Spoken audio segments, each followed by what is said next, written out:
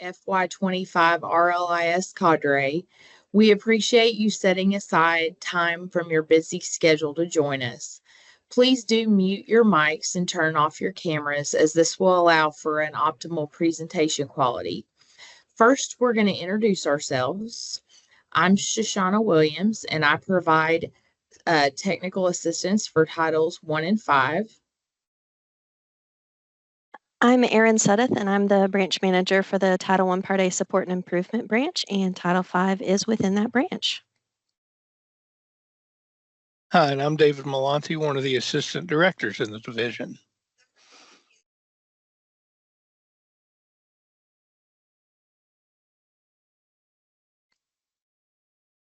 If you have questions during the presentation, please drop them into the Teams chat and we will answer those throughout the webinar. This cadre is going to consist of webinars that will happen about every 2 to 3 months. You will be notified in advance before we have them. And if you're unable to attend, the webinar and the PowerPoint will be posted on the Title V portion of the KDE website. Each session will last about an hour, and this cadre is open to any district receiving RLIS or SRSA funds. At the end of each webinar, you will be asked to complete a survey that will allow us to know how to best proceed with future webinars. The link to the survey was sent out in the email yesterday. Here's an overview of our webinar for today. First, we're going to look at the survey results from the survey that you all submitted.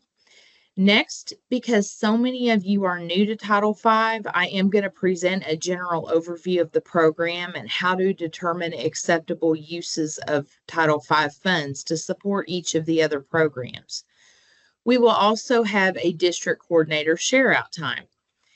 Then we will check the Teams chat to see if there's any final questions. And then lastly, I'll highlight some helpful resources for you as a Title V coordinator. I have included links throughout the presentation that lead to additional resources as well.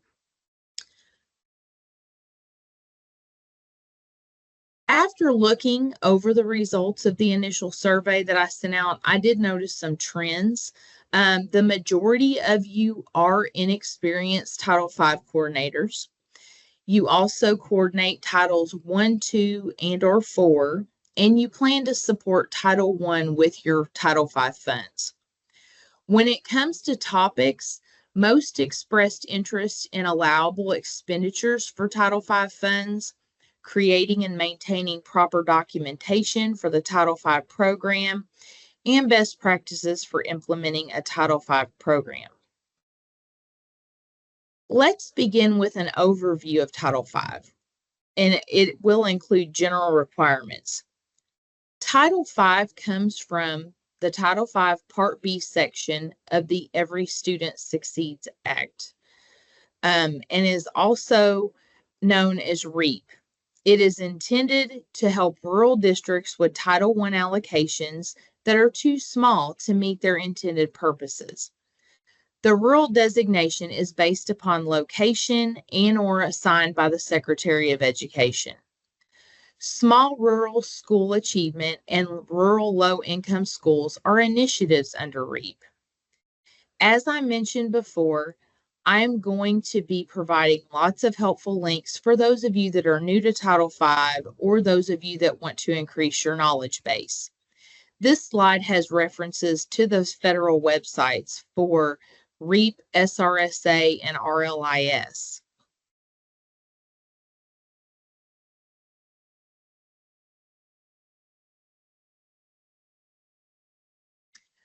First, let's look at SRSA.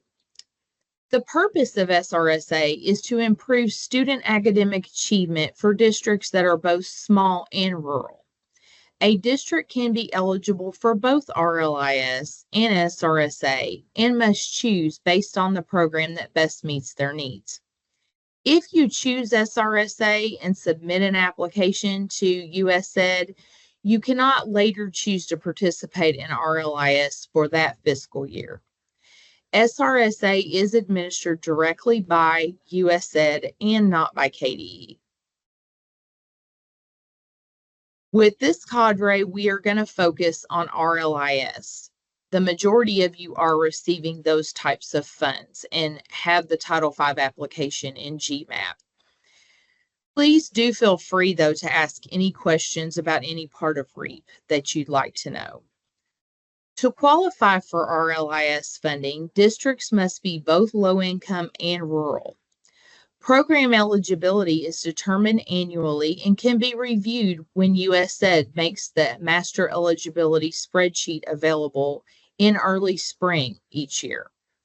Once released, KDE reviews this information and sends notifications by email to districts who are no longer eligible for that next fiscal year. Does anyone have any questions so far? Please don't forget to use the chat feature.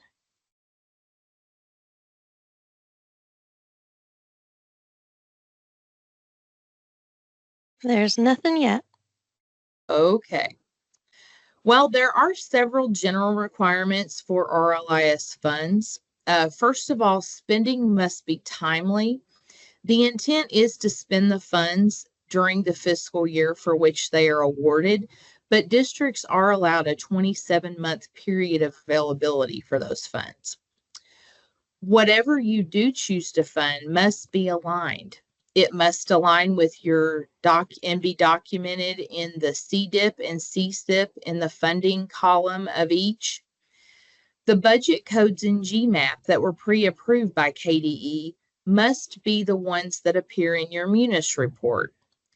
And they must appear in those approved amounts in order to be aligned. When you meet with your finance officer for the alignment of your Munis and your GMAP budgets quarterly, you may notice discrepancies.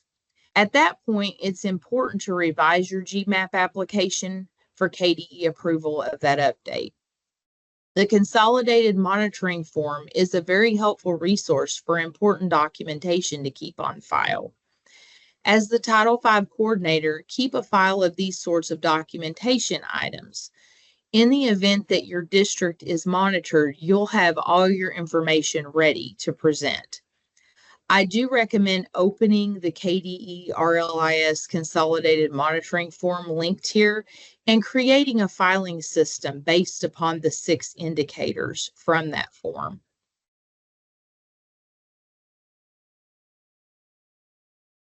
When you are determining the acceptable uses of RLIS funds for your district, it's important to consider the CDIP, CSIP, needs assessment, and the coordinators of other title programs. In addition, the district should be gathering stakeholder input at least annually regarding the initiatives for your CDIP, CSIP, and needs assessment. Once these documents are finalized, it will be important for the Title V coordinator to meet with the coordinators of other title programs to determine where those budgets are not sufficient. This is an ideal way to supplement with Title V funding. In addition, districts already receiving a Title V allocation for this year have the option to transfer Title II or IV funds into the Title V program to provide greater flexibility in the use of those funds. The transferred funds are no longer attached to Title II or IV at that time, and a larger allocation is then created for Title V that can be used to support any of the allowable title programs. When the district conducts its annual gathering of stakeholder input for Title I and other title programs, it is important to solicit input from those stakeholders for Title V as well.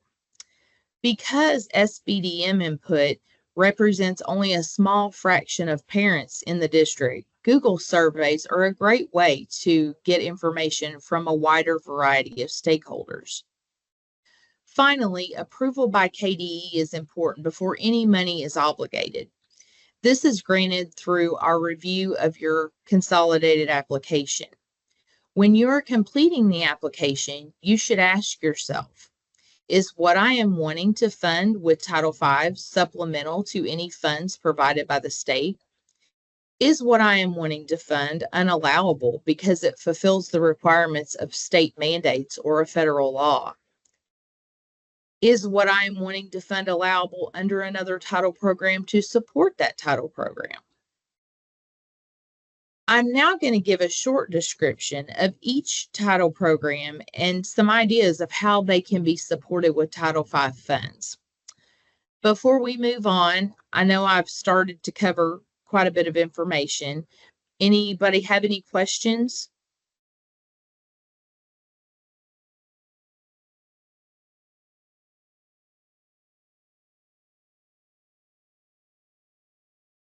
Okay, well, we will start with Title I. The purpose of Title I is all about improving basic operations, and it is to provide initiatives that allow for the monitoring and facilitation of student progress. The purpose of Title I-A, according to ESSA, is to provide all children significant opportunity to receive a fair, equitable, and high-quality education and to close educational achievement gaps. Examples of allowable Title V purchases to support Title I include, but are not limited to, equipment, materials, and training needed to compile and analyze student achievement data to monitor progress and alert the school to struggling students and drive decision-making. Salaried positions to provide high-quality preschool or full-day kindergarten. And services to facilitate the transition from early learning programs to the elementary education programs. Falling under Title I and also able to be supported with Title V funds is parent and family engagement.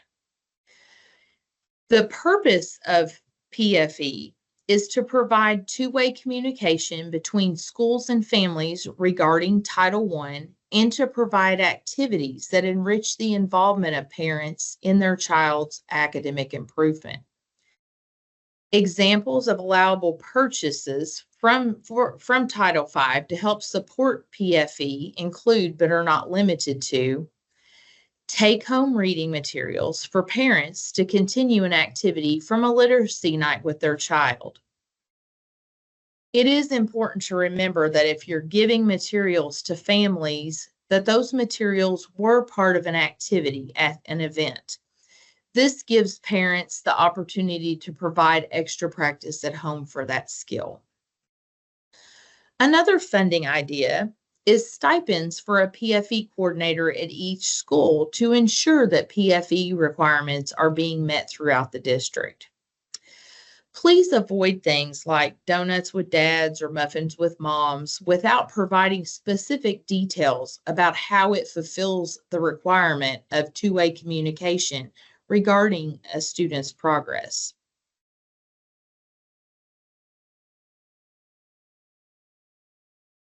For Title II Part A, the intent is to support effective instruction. Title II seeks to increase academic achievement, improve the effectiveness of school leaders, increase the number of staff to improve achievement, and to provide greater access to effective instruction to low-income and minority students.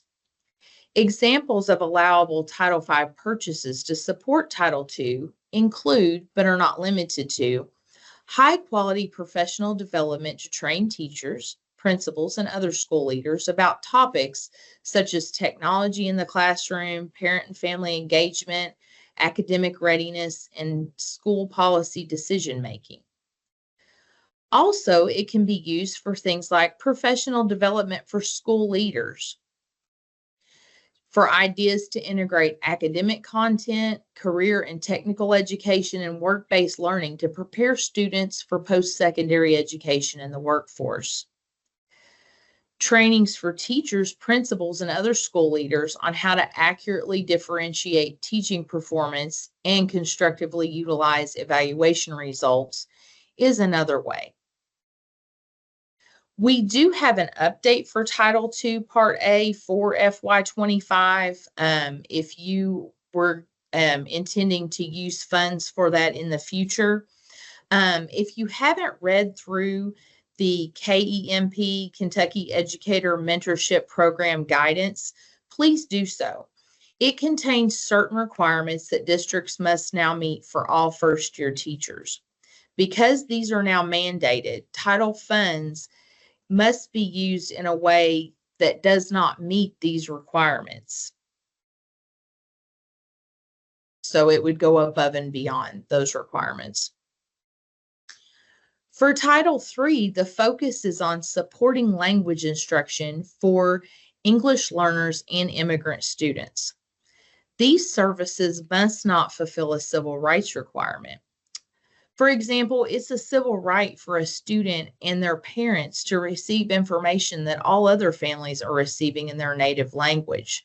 So funding cannot be provided for this service from a title program.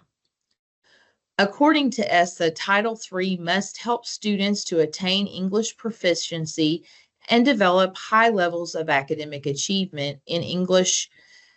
It should also assist ELs to achieve high levels in academic standards, ensure the programs used to teach ELs are established, implemented, and effective, provide effective instruction that will prepare English learners to be included in an all-English instruction situation, and promote engagement between parent, family, and community regarding programs and services for English learners. Examples of allowable Title V purchases to support Title III include, but are not limited to, supporting effective language instruction, educational programs that meet the needs of ELs and demonstrate success in increasing English language proficiency and student academic achievement. Supplemental professional development to classroom teachers, including non-EL teachers, principals, and other school leaders that is designed to improve the instruction and assessment of English learners. And PFE events specifically for EL families that address issues of concern specific to them and follow the requirements of using funds for school-wide PFE events.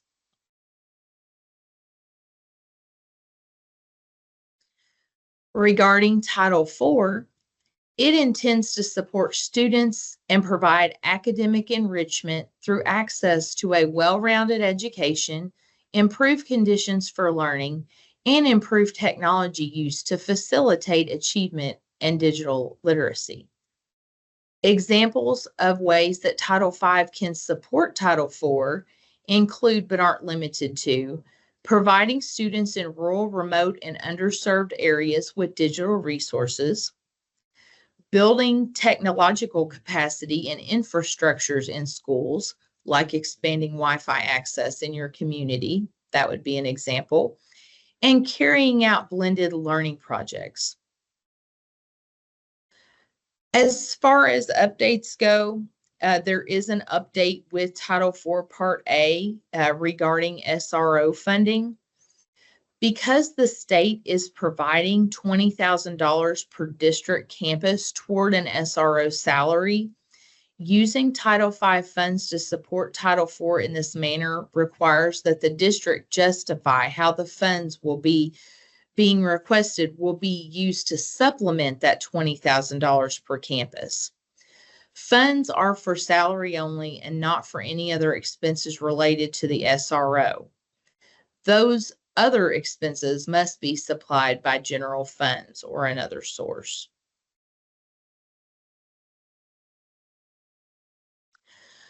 Okay, now we've come to the portion of the webinar where we'll answer any final questions you've dropped in the chat.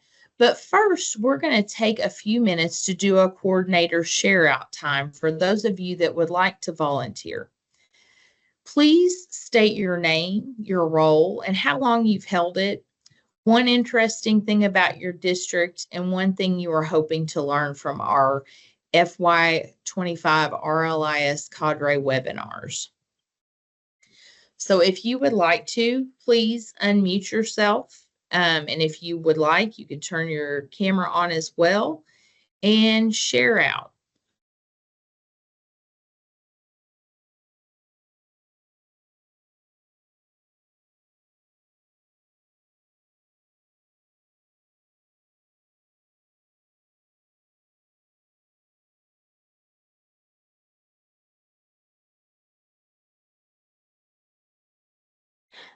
Well, I'm not with a district, but I can tell you what I'm hoping we see from this cadre. Okay. Well, maybe give everybody else a little bit of a chance to think of their answer. I'm just very interested to hear how all of the districts are using their Title V funds because they can be used so many ways, and we get a lot of questions of how others are using them. So I think that'll be really interesting to hear. Yes, and I am hoping to incorporate having a few of you that volunteer to actually present ways that your district is using Title V funding.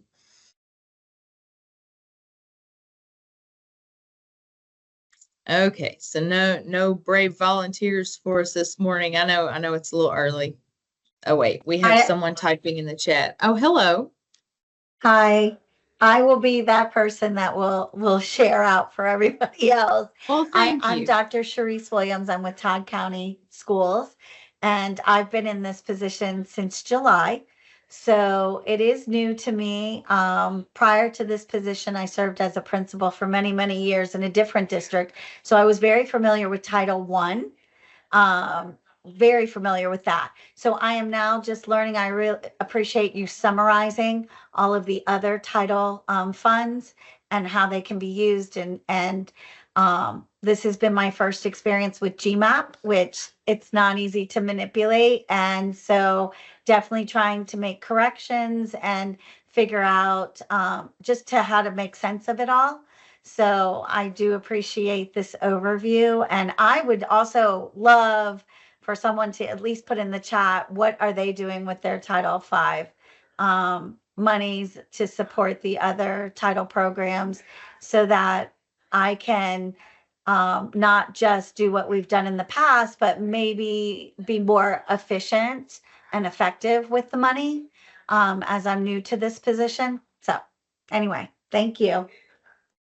Well, thank you very much for sharing out.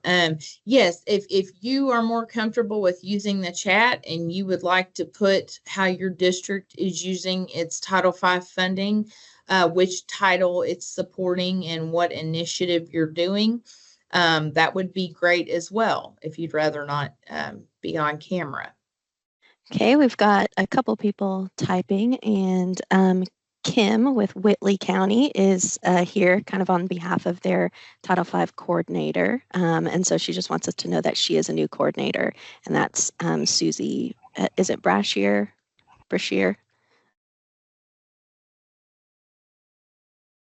And I liked hearing in that last comment about thinking of new ways to use your funds, making sure that you're really Yes. looking at how you can best use them every year. It's so easy to just keep doing the same thing, but we always have to be looking at, is it actually working? Is it the most effective thing we can do? And that's for all of those programs. Oh, and Christy from Science Hill says her camera and microphone aren't working. But she's the federal programs coordinator and the director of special ed at Science Hill. So it's her third year in those positions. And one interesting fact is that Science Hill is a one school district, just preschool through 8th grade, and she's hoping to find new ways to use funds as well. Nice. And we've got somebody else typing. Yes.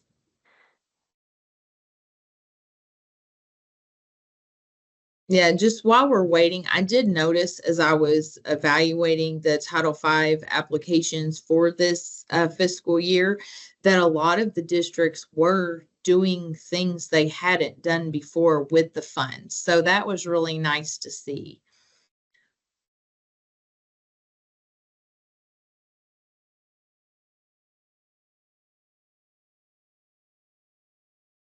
Maybe these meetings this year will give you even more ideas for next year, new things that you can do. Okay, so we've got Laura from Caldwell County, and so she says thank you for all of our help. And it's her second year in the role, and she's worked to use the funds to support the SRO and help purchase some needed technology.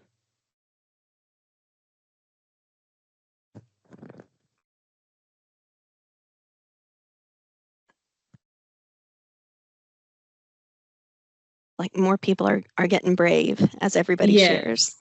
Yes, and I did have I did consult with our Title IV consultants here at KDE for anyone that did choose to use funding for SRO to make sure that you met all of those requirements that were needed to be met in order to use that funding appropriately.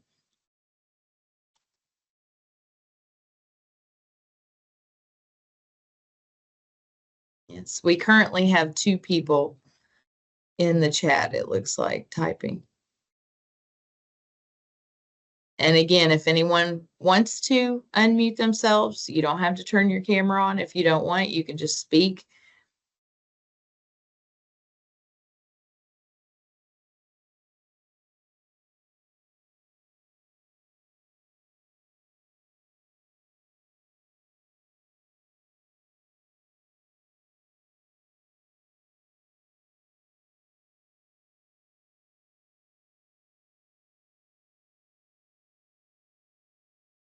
Okay, we've got Tanya from Menifee, and she's Director of Support Services, and it's her 4th year in that role.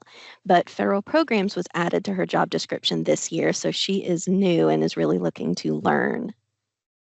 It's definitely a lot to learn. Yes, it is, because you have to know a little bit about all the other programs. So it does make it a bit more challenging to do Title V.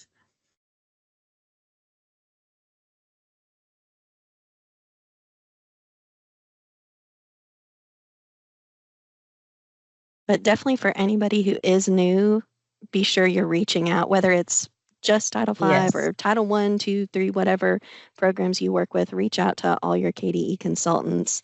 That doesn't go into anything like figuring out who we're going to monitor. We don't look back and see who's asked us questions or anything. That's what we're here for, is to help you. So be sure that you're taking advantage of that.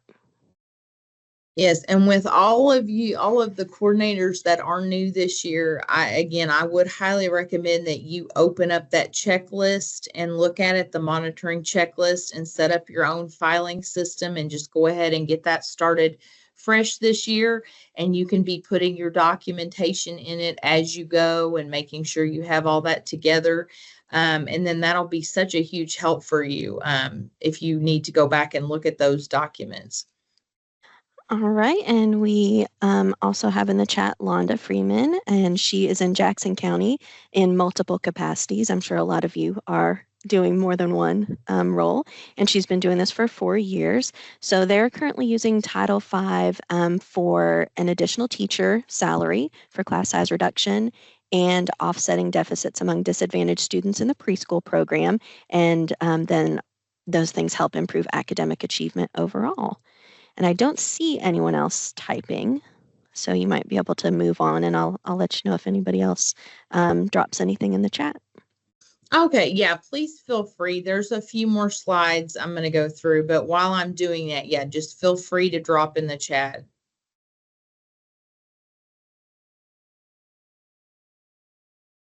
Okay, so for I said I would have some helpful resources for you.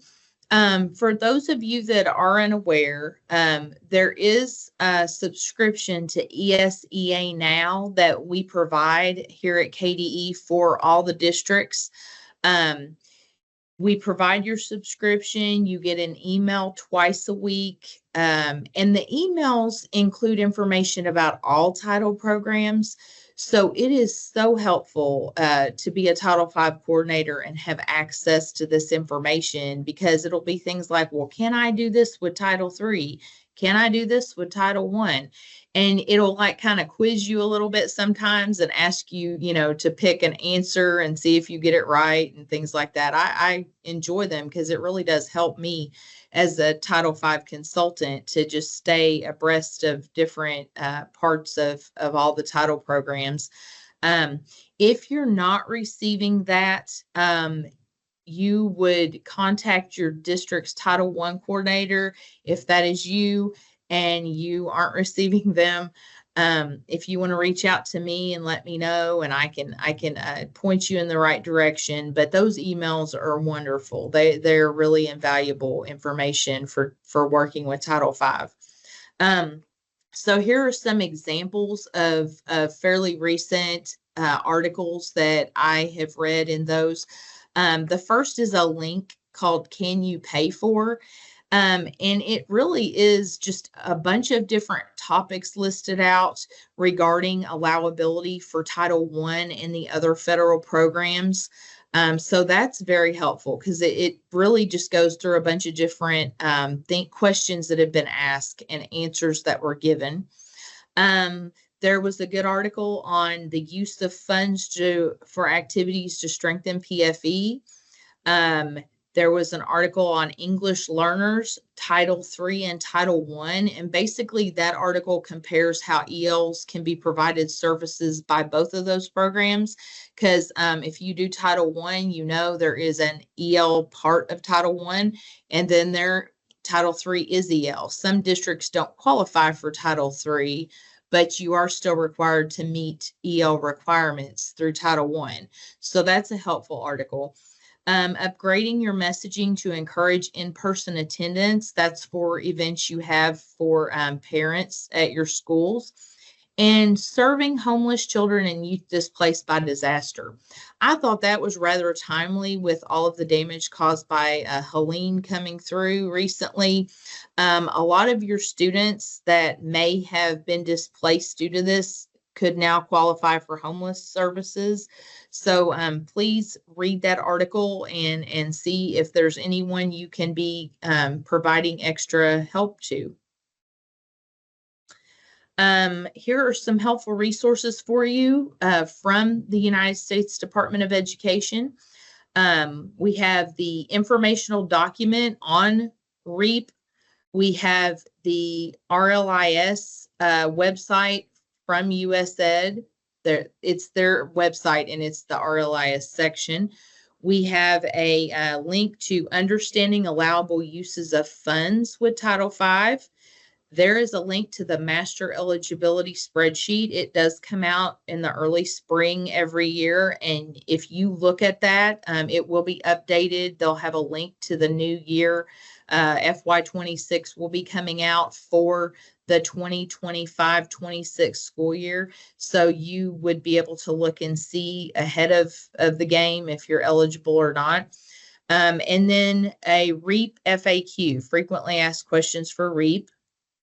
And then I also have some helpful resources from our KDE website. So I have our Title V homepage, I have our FAQs, an allowable use of funds PowerPoint, that consolidated monitoring form I was referring to again. I just thought it would be nice to have it all in one spot, even though it was earlier in the presentation, and an allowable cost checklist and procedures for Title I Part A funds.